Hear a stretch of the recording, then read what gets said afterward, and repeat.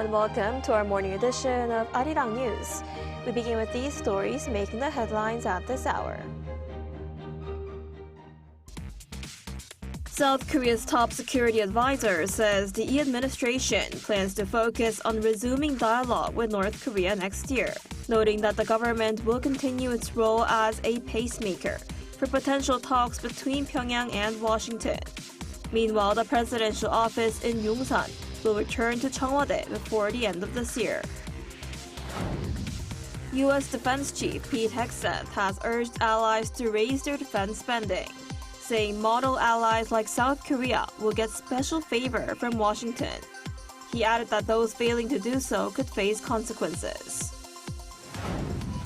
Japan has accused China of locking radar on Japanese fighter jets, but Beijing says it was conducting routine training over international waters near Okinawa, adding to tensions that have been flaring up between the two countries over the last several weeks. We begin this morning with senior aides at the presidential office briefing the media on the Lee Jae-myung administration's first 6 months in office. Diplomacy, reviving the economy, and bolstering communication were among the key topics. And next year's focus will be on resuming dialogue with North Korea. Our Yoon Jung-min reports. The South Korean government's push for the Korean Peninsula peace coexistence process will be in full swing next year. That's according to National Security Advisor Ri Sung-rak on Sunday, as the president's senior aides and secretaries briefed the media on the major outcomes of the Lee Jae-myung administration during its first 6 months. When asked whether he would suggest adjusting the South Korea-U.S. joint military exercise to resume dialogue with North Korea, he said he's not considering that. To resume dialogue, we need to consider what cards we have. There are some possible options. We do not necessarily consider the joint exercise as a card. We will explore various options. With Pyongyang remaining unresponsive to calls for dialogue, we noted that the South Korean government will continue its role as a pacemaker for possible North Korea-U.S. dialogue. He added it's more likely that bilateral talks with Washington would take place prior to dialogue with Seoul.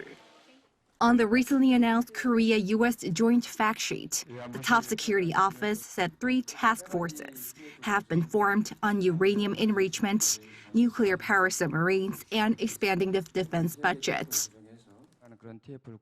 We are currently working on a roadmap for consultations with the U.S. Discussions with the U.S. have been underway at a working level starting this month, and we expect tangible outcomes in the first half of next year. On the domestic front, the president's chief of staff, Kang Hoon-sik, said the key focus was restoring the economy and people's livelihoods away from the fallout from the brief martial law imposition by the previous president. We have established the Emergency Economic Task Force, the very first order by the president, and executed an extra budget to revive people's livelihoods. Spending and demand have revived as we handed out consumption coupons.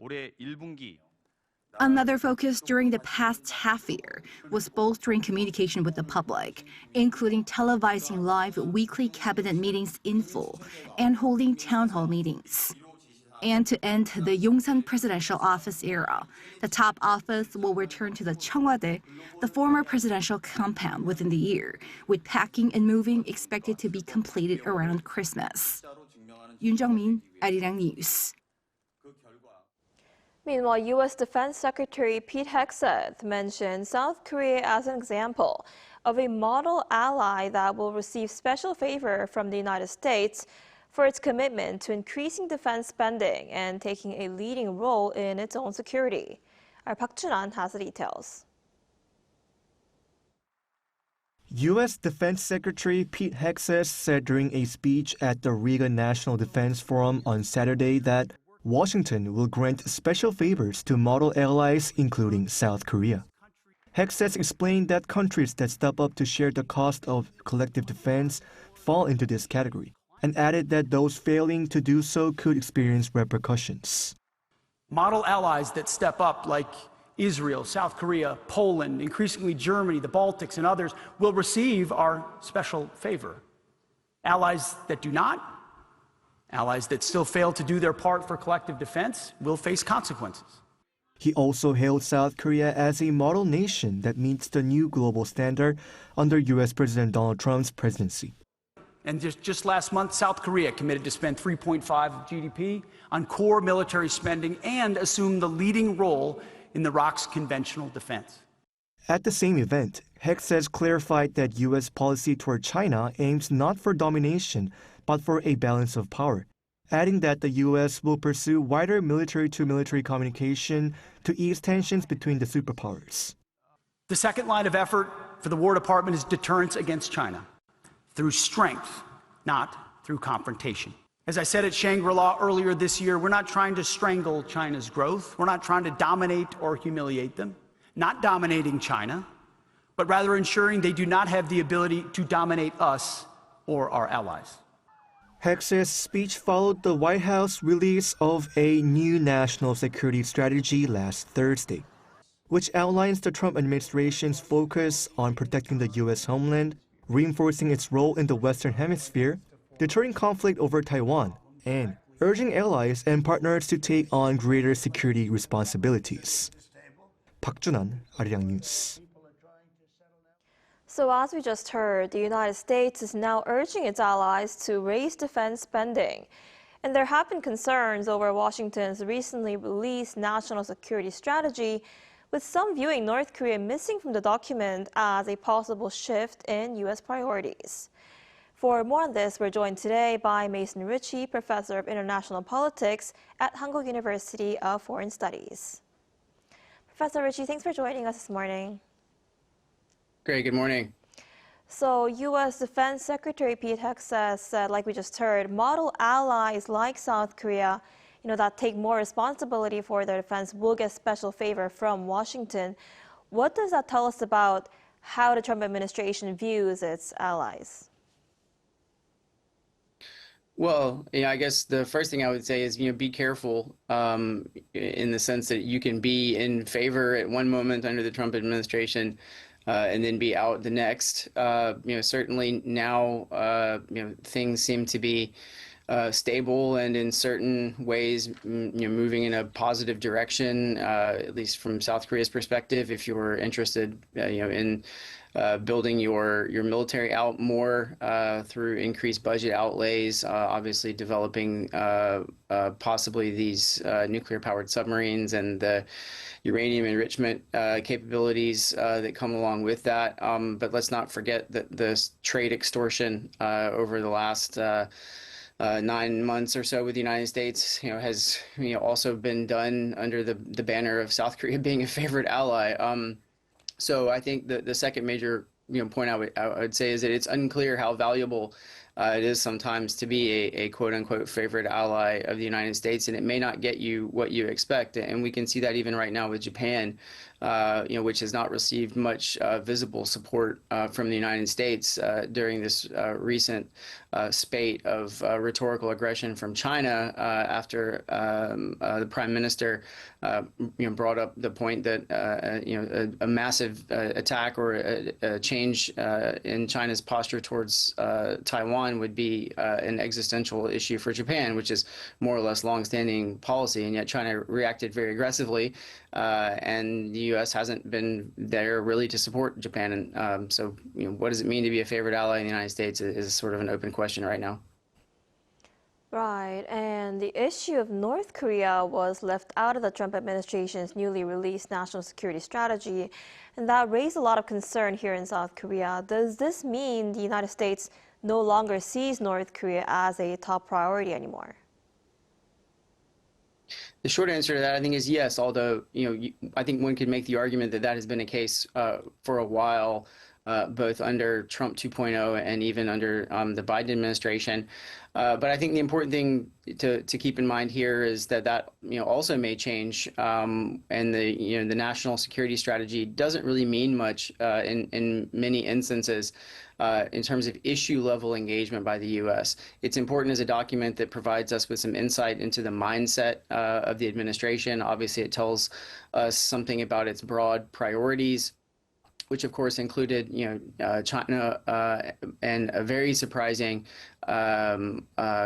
rhetorical confrontation with Europe, as well as something that had been indicated for quite a while, which is the refocusing on the Western Hemisphere. In any event, with respect to North Korea, that could change, right? The Trump administration, I think, is opportunistic, and Trump himself is opportunistic and a little bit mercurial, and so North Korea could come back onto the radar in terms of a target of opportunity for dialogue in the future, especially in maybe the first half of 2026, if Trump and Xi end up meeting in China. You can imagine the United States might add potential for North Korea dialogue as a sidecar to the other issues that they would deal with in the region. Right, and more broadly, the United States also continues to seek to end the war in Ukraine.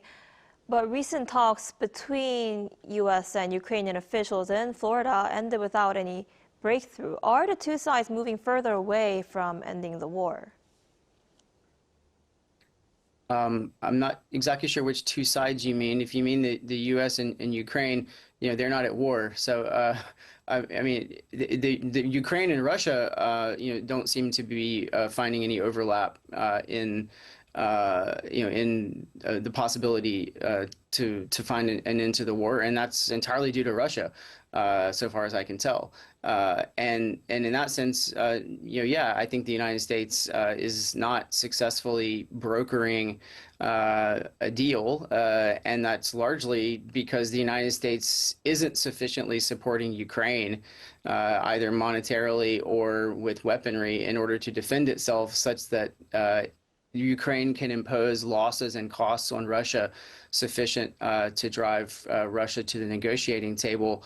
To the contrary, it seems like rhetorically the United States finds Ukraine to be more of the problem than Russia does, I think really to the eternal shame of the Trump administration.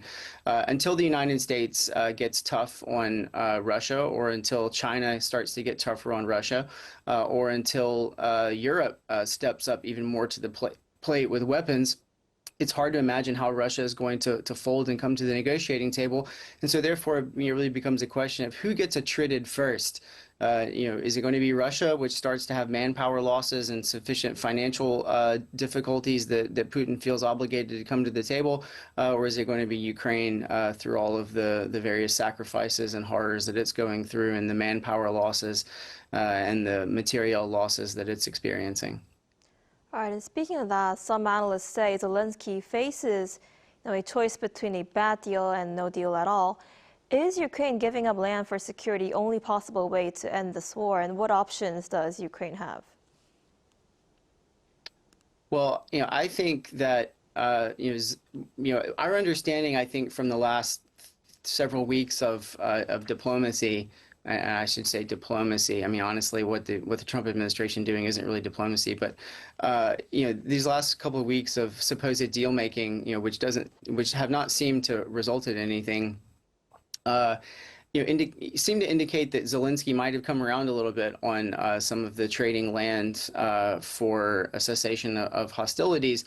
But the 28-point plan, and then the slimmed down version of that, and the revised version of that, it seemed to carry it.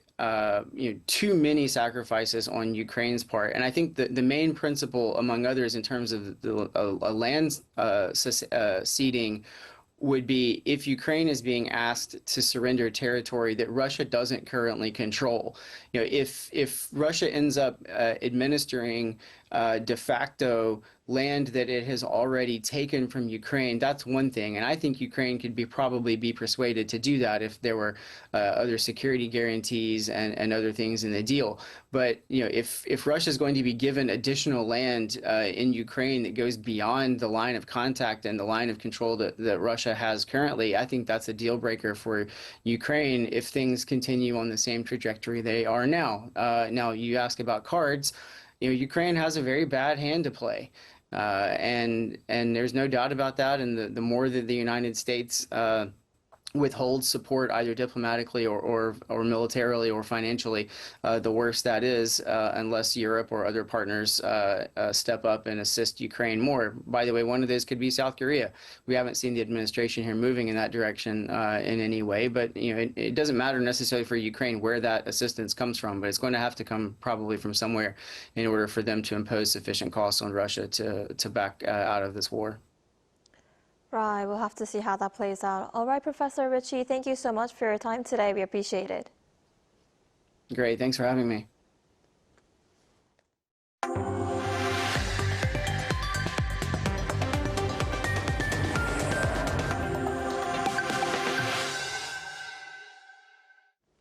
South Korea's industry minister Kim Jung-kwan says the $200 billion Seoul plans to invest in the United States over the next decade will go toward areas that strengthen both countries and expand opportunities for Korean companies. Speaking on YouTube's Hanpro TV on Sunday, he stressed that none of the funds will be wasted. Minister Kim pointed to nuclear power, critical minerals, and artificial intelligence as key sectors where the two countries share strong common interests. He noted that the United States wants to build more nuclear power plants, yet lacks companies capable of constructing facilities or manufacturing equipment, creating significant opportunities for Korean firms. The investment plan follows an October agreement in which South Korea committed $200 billion in direct cash investment, plus an additional $150 billion for industry-led projects such as shipbuilding. In other news, tensions between China and Japan are now expanding into security issues. Tokyo has raised concerns after a Chinese military jet locked radar on one of its aircraft, but Beijing pushed back, saying that it was conducting routine training over international waters near Okinawa. Our Lee Seung-jae has more. Japan is raising strong concerns after a tense aerial encounter with China near Okinawa. Early Sunday, Tokyo confirmed that it launched a formal protest with Beijing after a Chinese J-15 fighter jet launched from the aircraft carrier Liaoning locked on its radar onto Japanese F-15s on Saturday. Officials say the Chinese aircraft intermittently locked on twice, once in the late afternoon for about 3 minutes and again in the evening for roughly 30 minutes. Japan's defense ministry says the radar lock was detected by different Japanese fighters that had scrambled to counter what appeared to be a potential airspace violation. Defense Minister Shinjiro Koizumi called the incident dangerous and extremely regrettable. In both cases, the Chinese jet stayed outside Japanese airspace and there were no injuries or damage. Meanwhile, China's foreign ministry spokesperson Lin Jian defended Chinese naval activity, saying operations comply with international law and warning others not to exaggerate China's actions. A spokesperson for the Chinese Navy said Sunday that the Liaoning Carrier Strike Group has been conducting routine training over international waters near Okinawa. According to Beijing, Japanese Air Self-Defense Force jets repeatedly approached the training zone, harassing Chinese operations and posing risks to flight safety. China said it had announced the exercises beforehand, called Japan's version of events inconsistent with the facts, and urged Tokyo to stop what it called slanderous accusations. The radar lock incident comes at a time of deepening strain in bilateral relations. Tensions surged in early November after Japan's Prime Minister Sanae Takaichi said Japan's military could become involved if China were to take action against Taiwan. Beijing strongly objected, saying Japan was interfering in a core sovereignty issue. Lee Seung-jae, Arirang News. Here in South Korea, there are special efforts being made to encourage book reading among teenagers and adolescents. In one particular project at an independent bookstore in Cheongju, Chungcheongbuk-do Province, adults anonymously prepay for books so that adolescents can read free of charge. Our Eun-jin tells us the story.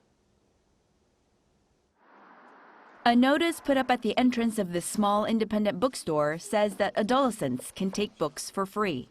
It promotes a so-called I'll Buy You a Book project that was launched in February, where adults visiting the bookstore can anonymously prepay for books. Then, adolescents visiting the bookstore can take books for free up to the prepaid amount. The project began from a suggestion made by a frequent customer who wanted to encourage and help teenagers to read more. I really liked that books became more accessible for them. Seeing the number of books they took gradually increase showed that these teenagers don't actually hate reading, they like it. There is only one condition for this project. The adolescents need to come to the bookstore on their own, without a guardian, and choose the books themselves. The idea is to help them discover their own preferences without outside influence. The process itself has been shown to slowly restore the communication between generations that had faded over time. I felt that there was a kind of disconnect between generations.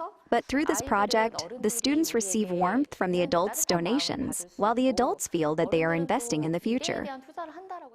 Some say that being able to choose the books they want without worrying about cost truly feels like receiving a gift. There are so many books I want to read, but I can't choose all of them because of cost. So receiving this kind of support feels like a gift. It's my first time experiencing something like this, and it's really nice. Word of this project has spread through social media, and more than 30 books are being donated each month. This project of sharing that started in a small independent bookstore is opening doors to teenagers who want to read. 이은진, Arirang News.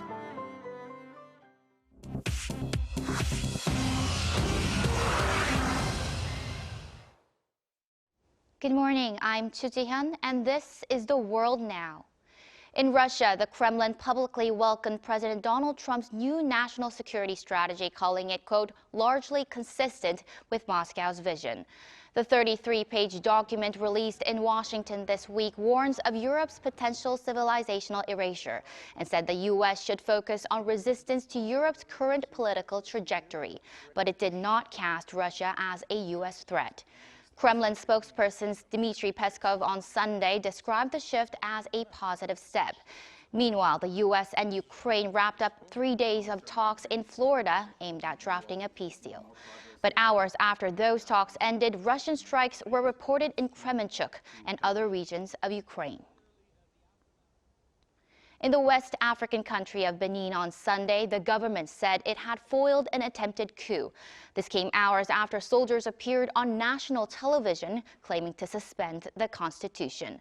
Beninese President Patrice Talon told citizens the situation was, quote, totally under control, praising loyalist forces for removing the mutinees from key sites. Explosions were later heard in the country's largest city, Cotonou, after Nigerian fighter jets entered Benin's airspace to help secure the area. Officials said 14 people were arrested. The African Union condemned the coup attempt, and Nigeria called it an assault on democracy. In India on Sunday, authorities opened an inquiry after a fire tore through a nightclub in Goa, killing 25 people. Police said the blaze broke out shortly after midnight at the Birch by Romeo Lane club in Arpura. Goa's Chief Minister Pramod Sawant said the investigation would determine the cause and responsibility, adding that 6 people who were injured are in stable condition. Prime Minister Narendra Modi offered condolences and announced compensation for the victims' families. Britain's Lando Norris has won his first Formula One world title. The McLaren driver finished 3rd at the season-ending Abu Dhabi Grand Prix in the United Arab Emirates on Sunday, but that was enough to secure the championship by 2 points over race winner Max Verstappen. It marks McLaren's first driver's title since 2008 and makes Norris the 11th British F1 World Championship.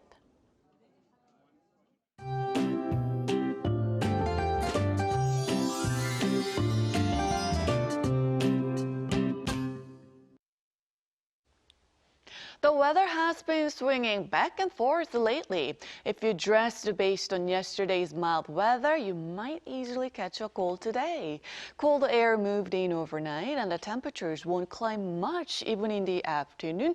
So it's going to chilly all day today, but with improved air quality. And on the East Coast, dry conditions continue along with strong winds. So even a small spark could spread into a large fire. Once again, fire safety is critical. And this afternoon, highs will be 4 to 8 degrees lower than yesterday. Seoul gets up to 6 degrees Celsius, but with the sharp winds, it's going to feel like 3 degrees. Daegu topping out at 10 degrees under sunny skies nationwide with decent air quality.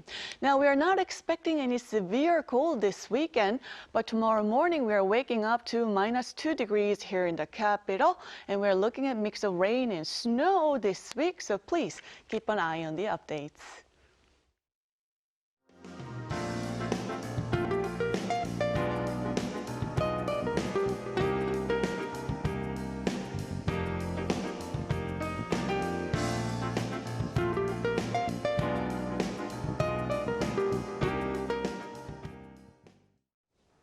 That is all we have for this morning. Arirang News will be back at noon Korea time. Thanks for watching.